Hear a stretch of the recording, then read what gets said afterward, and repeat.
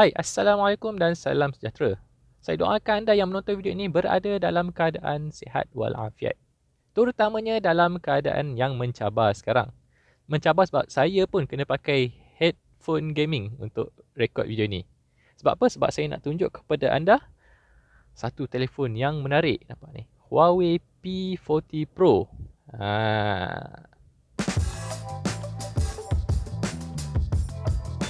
Keluarga P40 Pro ini dilancarkan pada 26 Mac tahun 2020. Seperti yang saya katakan tadi, tim SoyaCincau ada dapat seunit P40 Pro untuk dibuka kotak. Tapi tak banyak benda yang kita boleh buat dalam waktu sekarang ni sebab masing-masing bekerja daripada rumah. Ada yang terpaksa buat video call untuk bincangkan point untuk cakap dalam video ni dan sebagainya. Itu juga menjelaskan kenapa saya pakai headphone gaming ni. Sebab equipment semua ada dekat markas SoyaCincau. Jadi terpaksa sambar apa saja yang ada kat rumah untuk rakam video ni. Okey, berbalik kepada P40 Pro. P40 Pro, jom kita buka kotak dulu tengok apa yang ada dalamnya.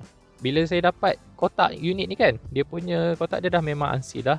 Jadi saya dah buka siap-siap lah supaya tak bazir masa. Masa dapat dia punya telefon dah tak ada plastik. Saya dah on kan. Kemudian ada benda yang hilang lah. Contoh dia tak ada casing. Kemudian documentation. Yang ada SIM ejector, pengecas dia, supercharge. Lepas tu ada juga USB-C punya kabel warna purple ni. Dan yang terakhir audio earphone USB-C. Jarang-jarang flagship bagi ni sekarang. Tapi P40 Pro ni ada. Itu saja yang ada, kotak kosong. Okay, kita pergi kepada telefon P40 Pro. Macam ni rupa dia.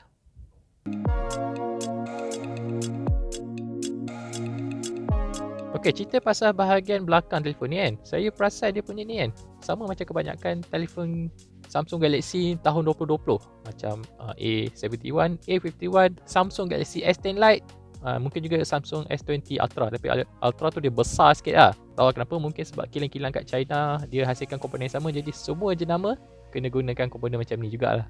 Belah depan dia rupa dia macam ni. Kalau nak dibandingkan dengan Mate 30 Pro yang dulu, yang ni kan, dia punya lengkungan dia bukan setakat belah kiri dan kanan, tapi belah atas bawah pun melengkung. Untuk paparan kali ni, Huawei memberi nama Quad Curve Overflow Display.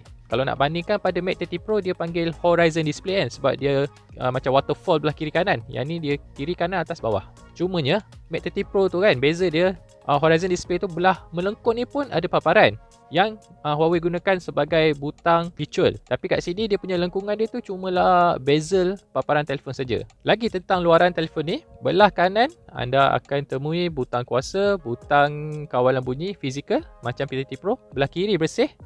Belah atas nampaknya macam ada pemancar inframerah, tapi saya tak jumpa app remote control. Ada smart remote kat sini. Jadi dia ada pemancar inframerah. Belah bawah ada jeriji speaker. Jeriji speaker, ada USB-C, kemudian SIM tray. Saya dah buka SIM tray dia. Anda boleh masukkan 2 kad nano SIM. Kemudian dia punya storan dia, anda boleh gunakan NMN card. Dia tak terima kad micro SIM.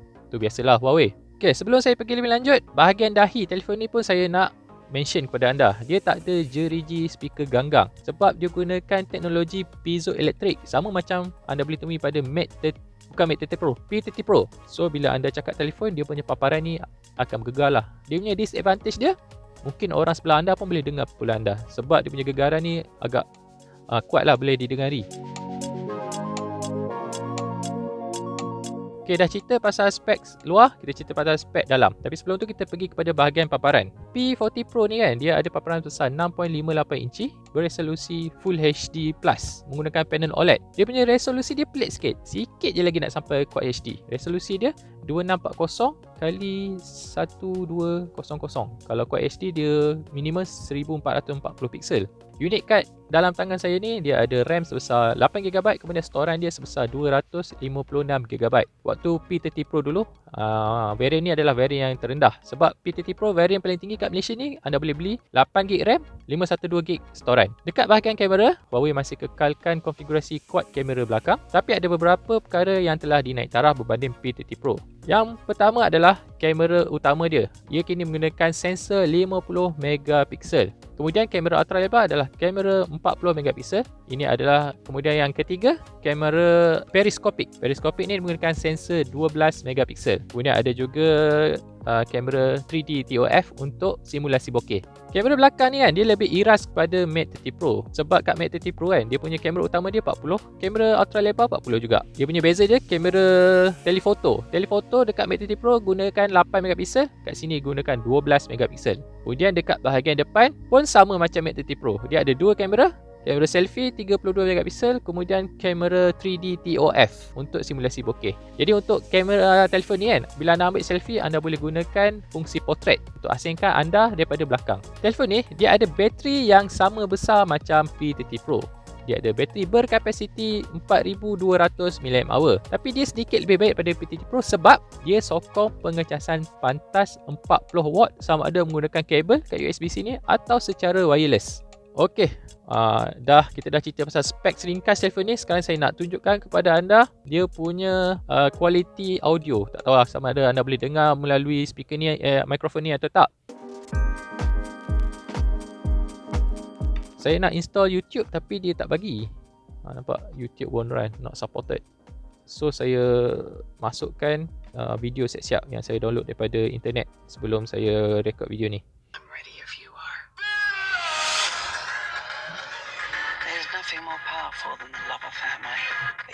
Maximum brightness. Maybe this is the end, but we're gonna go out together. You know I'd ride to the death with you.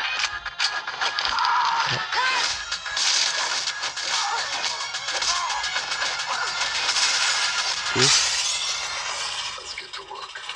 Lepas tu kita main video Najib 5 terbaik. Kalau anda tak tengok, boleh tengok kat YouTube. Macam kalau SoyaCincau yang keluar video baru, tak keluarlah pop-up. Ada video baru daripada SoyaCincau. Dalam senarai ini, Realme 5 Pro adalah pilihan kedua terbaik sebab ia datang dengan chip Snapdragon 710, RAM 8GB dan storan 128GB. Dari taraf ni 710, RAM 8GB. So macam ni lah rupa dia punya speaker dia. Lepas tu, saya nak komplain sikit lah. Dia punya video ni kan, kita tak boleh nak pinch untuk zoom. Tak boleh nak tunjukkan takut lubang kat sini. Telefon ni adalah satu-satunya.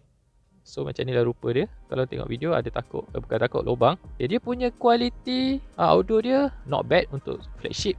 Tapi saya lebih sarankan Huawei supaya bagilah stereo speaker. Dah tahun 2020 kot. Untuk flagship memang kena ada stereo speaker. Tapi untuk mono, telefon ni okey. Dia punya treble dia bagus, tapi dia punya bass dia lebih bagus. Sebab bila saya pegang kan, ada gegaran sikit kat sini. Maknanya ada bass punya chamber kot rasanya. Dia tak macam telefon mid range yang harga 1000 ke bawah tu. Dia punya treble dia tak ada dia punya bass dia tak ada langsung. Baiklah, seperti biasa Huawei ni kan, dia terkenal dengan keupayaan low light dia yang mengancam. Sejak daripada first kali saya cuba low light pada Huawei ni adalah pada Nova 2i. Tu memang mantap lah. Saya ada sempat ambil beberapa gambar menggunakan telefon ni. Anda boleh tengok sekarang.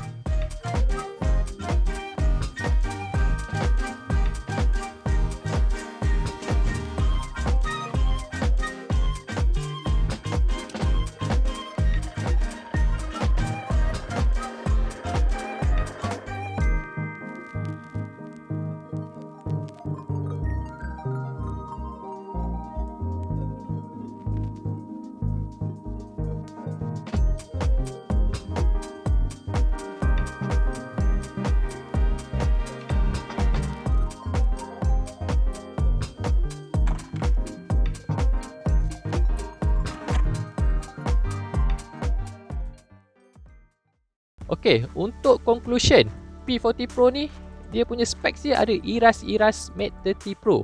Sebab apa? Sebab dia punya CPU dia Kirin 990 menyokong 5G. Kemudian quad kamera belakang dia sama macam Mate 30 Pro kecuali dia punya kamera periscope ni. Dia kat Mate 30 Pro 8 megapiksel, kat sini 12 megapiksel. Kamera depan pun sama macam Mate 30 Pro, iaitu 32 megapiksel dengan 3D TOF. Tapi dekat Mate 30 Pro dia punya kamera dekat tengah ni lah, takut tu. Untuk RAM dan storan, ia bergantung kepada pasaran tempatnya dijual. Waktu P30 Pro dulu, anda boleh beli P30 Pro dalam dua varian, 8GB 256 storan dengan 8GB 512 storan. Untuk P40 Pro ni, saya jangkakan yang Huawei akan lakukan perkara yang sama. Tapi tak tahulah sebab kali ni P40 Pro ni dah ada 5G. Untuk bateri, P40 Pro ni masih kekalkan bateri P30 Pro. Dia cuma ada bateri sebesar 4200 mAh, tapi sedikit baik sebab menyokong pengecasan berkabel dengan tanpa wayar 40 watt. Untuk harga saya masih tak ada maklumat tentangnya, tapi kita boleh buat anggaran kasar lah. bila kita bandingkan harga P40 Pro dengan Mate 30 Pro waktu kat Malaysia dulu. Sewaktu dilancarkan, anda boleh beli P40 Pro pada harga bermula RM3,799 untuk varian yang paling rendah. Untuk varian yang lebih tinggi, ia dijual pada harga RM4,399. Untuk Mate 30 Pro, ia dijual pada harga RM4,999 yang menyokong 5G. Jadi saya rasakan yang P40 Pro ni akan diletakkan harga sekitar itu. Jadi sekian sajalah video, mungkin unbox, mungkin first impression, mungkin hands on untuk kali ini. Okay, sebelum saya sudahkan video ini, pastikan anda amalkan social distance yang sewajarnya. Jangan gata-gata nak keluar saja, okay? Jangan lupa untuk share video ini dengan kawan-kawan anda dan saya jumpa anda lagi dalam video saya yang seterusnya. Bye!